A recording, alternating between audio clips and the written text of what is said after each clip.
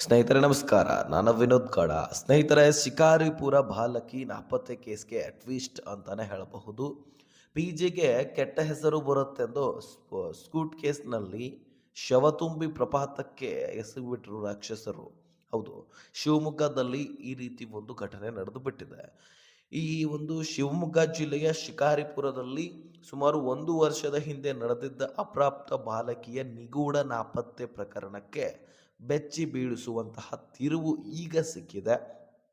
ಪಿಜಿಯಲ್ಲಿ ಕೆಲಸಕ್ಕಿದ್ದ ಬಾಲಕಿ ಆತ್ಮಹತ್ಯೆ ಮಾಡಿಕೊಂಡಾಗ ಅದರಿಂದ ತಮಗೆ ಎಲ್ಲಿ ಕೆಟ್ಟ ಹೆಸರು ಬರುತ್ತೋ, ಎಲ್ಲಿ ಮರ್ಯಾದೆ ಹೋಗುತ್ತೋ, ಎಲ್ಲಿ ಪಿಜಿಯ ಹೆಸರು ಕೆಡುತ್ತೋ ಎಂಬ ಭೀತಿಯಿಂದ ಶವವನ್ನು ದೊಡ್ಡ ಸೂಟ್ಕೇಸ್ನಲ್ಲಿ ತುಂಬಿ ಪ್ರಪಾತಕ್ಕೆ ಎಸೆದು ಬಂದಿದ್ದಾರೆ. ಸೊ ಈ ರೀತಿ ಆದಂತಹ ಘಟನೆ ಕರಾಳ ಸತ್ಯ 1 ವರ್ಷದ ಬಳಿಕ ಪೊಲೀಸರ ತನಿಖೆಯಿಂದಾಗಿ ಆಗಿದೆ ಅಂತ ಹೇಳಬಹುದು. ಸೊ ಕಾಲ ಸಮಯ ಎಲ್ಲದಕ್ಕೂ ಉತ್ತರ ಕೊಡುತ್ತೆ ಅಂತ ಹೇಳ್ಬಹುದಲ್ವಾ. ಸೊ ಆ ಒಂದು ಮಾತು ಈ ಒಂದು ಕ್ರೈಮ್ಗೆ ಒಪ್ಪತ್ತೆ ನೋಡಿ.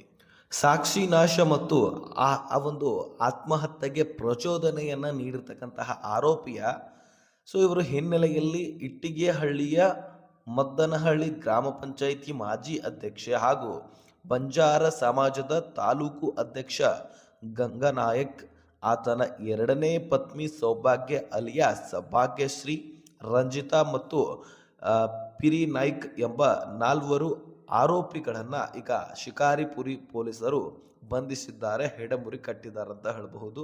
ಸ್ನೇಹಿತರೆ, ತಾಯಿ ಇಲ್ಲದ ಬಾಲಕಿಗೆ ಆಶ್ರಯ ಕೊಟ್ಟದ ಪಿಜಿ, ಮೃತಪಟ್ಟ ಅಪ್ರಾಪ್ತ ಬಾಲಕಿ ಸಂಗೀತಾಗೆ ತಾಯಿ ಇರಲಿಲ್ಲ. ತಂದೆಯ ಜೊತೆಗಿನ ಭಿನ್ನ ಅಭಿಪ್ರಾಯದಿಂದಾಗಿ ಆಕೆ ಕೆಲಸ ಹುಡುಕೊಂಡು ಶಿಕಾರಿಪುರಕ್ಕೆ ಬಂದು ಸೌಭಾಗ್ಯ ನಡೆಸುತ್ತಿದ್ದ ಪಿಜಿ ಸೇರಿಕೊಂಡಿದ್ದಳು. ಈ 8ನೇ ತರಗತಿಯ ನಂತರ ಓದಿ ನಿಲ್ಲಿಸಿದ ಸಂಗೀತನನ್ನ ಸೌಭಾಗ್ಯ ಮೊದಮೊದಲು ಮಗಳಂತೆ ಸಾಕಿ ಸಲುಹಿಸ್ತಾ ಇದ್ದಳಂತೆ. ಅದಾದ ನಂತರ ಆಕೆ ಅದೇ ಪಿಜಿಯಲ್ಲಿ ಕೆಲಸದಾಳವಾಗಿ ಮುಂದುವರಿಸಿಕೊಂಡು ಹೋದಳಂತೆ. ಕಳೆದ ವರ್ಷ 2025 ಮೇ 18ನೇ ತಾರೀಕು ಪಿಜಿಯಲ್ಲಿದ್ದ ರಂಜಿತಾ ಎಂಬಾಕೆಯೊಂದಿಗೆ ಬಾಲಕಿ ಸಂಗೀತಾಳ ಒಂದು ಸಣ್ಣ ಜಗಳ ಆಗಬಿಡುತ್ತೆ. ಸೊ ಬಾಲಕಿಯು ಎಲ್ಲರ ಹತ್ರ ಮತ್ತೊಬ್ಬರ ಒಂದು ಚಾಡ ಹೇಳ್ತಾರಲ್ವ, ಆ ರೀತಿ ಮರ್ಯಾದೆ ತೆಗಿತಾ ಇದ್ದಳಂತ ಈ ಆರೋಪಿಗಳು ಈಗ ಪೊಲೀಸರ ಮುಂದೆ ಬಾಯ್ಬಿಟ್ಟಿದ್ದಾರೆ. ಸೊ ಇದೇ ವಿಚಾರದ ಕುರಿತಾಗಿ ಪಿಜಿ ಕೆಳಗಿರ್ತಕ್ಕಂತಹ ಬ್ಯೂಟಿ ಪಾರ್ಲರ್ಗೆ ಬಾಲಕಿಯನ್ನ ಕರೆದುಕೊಂಡು ಆರೋಪಿಗಳು ಆಕೆಯ ಮೇಲೆ ಹೆದರಿಸಿ ದೈಹಿಕವಾಗಿ ಮತ್ತು ಮಾನಸಿಕ ಹಲ್ಲೆಯನ್ನ ಮಾಡಿಬಿಡ್ತಾರಂತೆ.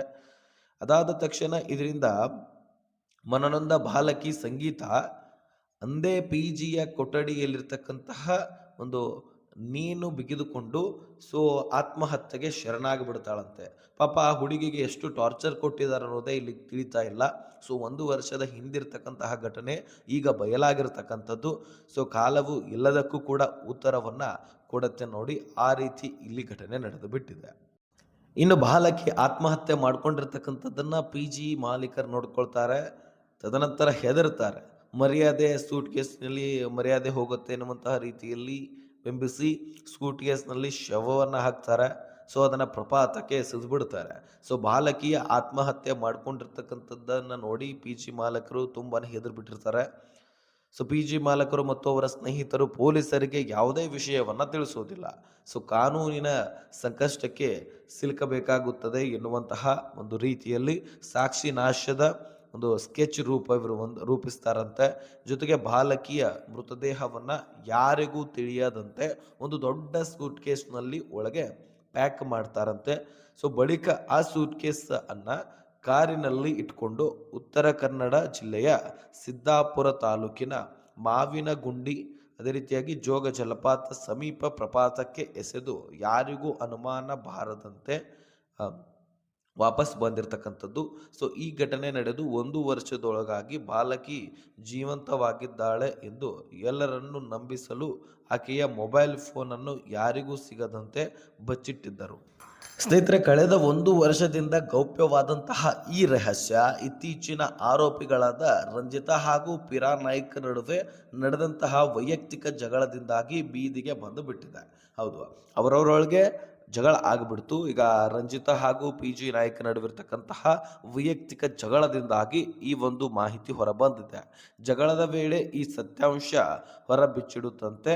ಸೊ ಕಳೆದ ಶುಕ್ರವಾರ ಶಿಕಾರಿಪುರ ಗ್ರಾಮದ ಒಂದು ಪೊಲೀಸ್ ಠಾಣೆಯಲ್ಲಿ ಬಾಲಕಿ ನಾಪತ್ತೆಯಾಗಿರುವ ಬಗ್ಗೆ ಮಿಸ್ಸಿಂಗ್ ಕೇಸ್ ದಾಖಲಾಗಿತ್ತು. ಪೊಲೀಸರು ತನಿಖೆ ನಡೆಸಿ ಕೊನೆಯದಾಗಿ ಬಾಲಕಿಯ ಜೊತೆಗೆ ಸಂಪರ್ಕದಲ್ಲಿದ್ದ ರಂಜಿತಾಳನ್ನ ವಶಕ್ಕೆ ಪಡೆದುಕೊಳ್ತಾರೆ. ಸೊ ವಿಚಾರಣೆ ನಡೆಸಿದಾಗ ಆಕೆ ಅಸಲಿ ಸತ್ಯವನ್ನು ಬಿಚ್ಚಿಟ್ಬಿಡ್ತಾಳೆ. ಸೊ ಒಂದು 4 ಏಟು ಕೊಟ್ಟರೆ ಎಲ್ಲ ಬಾಯಿ ಬಿಡ್ತಾರಲ್ವ, ಆ ರೀತಿಯಾಗಿ ಒಂದು ಸ್ವಲ್ಪ ಪೊಲೀಸರು ತಮ್ಮ ಕೈ ಚಳಕವನ್ನು ತೋರಿಸ್ಬಿಡ್ತಾರೆ. ಸೊ ಅದರ ಆಧಾರದ ಮೇಲೆ ಈ ರಂಜಿತಾ ಸಂಪೂರ್ಣವಾದ ಏನೇನು ಮಾಹಿತಿ ಇತ್ತು, ಏನೇನು ಆಗಿತ್ತು ಅನ್ನುವಂಥದ್ದನ್ನು ಇಲ್ಲಿ ಬಾಯಿ ಬಿಡ್ತಾಳೆ. ಸೊ FSL ತನಿಖೆಯ ಒಂದು ಸಿಕ್ಕ ಅವಶೇಷಗಳು ಈ ಕುರಿತು ಶಿವಮೊಗ್ಗದಲ್ಲಿ ಸುದ್ದಿಗೋಷ್ಠಿ ನಡೆಸಿದ ಮಾಹಿತಿ ನೀಡಿರ್ತಕ್ಕಂತಹ ಪೊಲೀಸ್ ವರಿಷ್ಠ SP ನಿಖಿಲ್ ಅವರು ಬಾಲಕಿ ಆತ್ಮಹತ್ಯೆ ಮಾಡಿಕೊಂಡು ತಕ್ಷಣ ವಿಷಯವನ್ನು ಪೋಷಕರಿಗೆ ತಿಳಿಸಿದ್ದರೆ ಇದು ಇಷ್ಟು ದೊಡ್ಡ ಕ್ರಿಮಿನಲ್ ಕೇಸ್ ಆಗುತ್ತಿರಲಿಲ್ಲ. ಆದರೆ ಶವ ಮೇಲಿಂದ ಮೇಲೆಗೆ ಈ ರೀತಿಯಾಗಿ ಎಸೆದು ಅದೇ ರೀತಿಯಾಗಿ ತಾವೇ ನಾಪತ್ತೆ ಆಗಿಲ್ಲ, ಆಕೆ ಇನ್ನೂ ಬದುಕಿದಾಳನ್ನುವಂತಹ ಒಂದು ರೀತಿಯಲ್ಲಿ ಮೊಬೈಲನ್ನು ಕೂಡ ಚಾಲೋ ಇಟ್ಟು ಸೊ ಇವರಂತರೂ ಕೊಲೆ ಮಾಡಿಲ್ಲ, ಆದರೆ ಇವರಿಂದಾಗಿ ಆತ್ಮಹತ್ಯೆ ಮಾಡ್ಕೊಂಡಿರ್ತಕ್ಕಂಥದ್ದು ಮತ್ತು ಅದನ್ನು ಪ್ರಪಾತಕ್ಕೆ ಎಸೆದು ಬಂದಿರತಕ್ಕಂಥದ್ದು, ತಂದೆ ತಾಯಿಯರಿಗೆ ತಿಳಿಸದೇ ಇರತಕ್ಕಂಥದ್ದು. ಸೊ ಇದೆಲ್ಲವೂ ಕೂಡ ಅಪರಾಧವೇ, ಇದು ಕ್ರಿಮಿನಲ್ ಕೇಸ್ ಒಳಗೆ ನಾವು ಆ್ಯಡ್ ಮಾಡ್ತೀವಿ ಅನ್ನುವಂತಹ ರೀತಿಯಲ್ಲಿ ಮಾಹಿತಿಯನ್ನು ಕೊಟ್ಟಿದ್ದಾರೆ. ಸೊ ಮತ್ತು FSL ಒಂದು ಅಲ್ಲಿಯೂ ಕೂಡ ಈ ರೀತಿ ಮಾಹಿತಿ ಸಿಕ್ಕಿರ್ತಕ್ಕಂಥದ್ದು. ಸೊ ಒಟ್ಟಾರೆಯಾಗಿ ಈ ರೀತಿಯಾಗಿ ಒಂದು ಘಟನೆ ಶಿವಮೊಗ್ಗದಲ್ಲಿ ನಡೆದಿತ್ತು, ಈಗ ಬಯಲಾಗಿದೆ ಸ್ನೇಹಿತರೆ. ಈ ವಿಷಯದ ಕುರಿತಾಗಿ ನಿಮ್ಮ ಅನಿಸಿಕೆ ಏನು ಅನ್ನುವಂಥದ್ದನ್ನು ಕಮೆಂಟ್ ಮಾಡಿ, ಜೊತೆಗೆ ಚಾನಲ್ಗೆ ಸಬ್ಸ್ಕ್ರೈಬ್ ಮಾಡೋದನ್ನು ಮರಿಬೇಡಿ.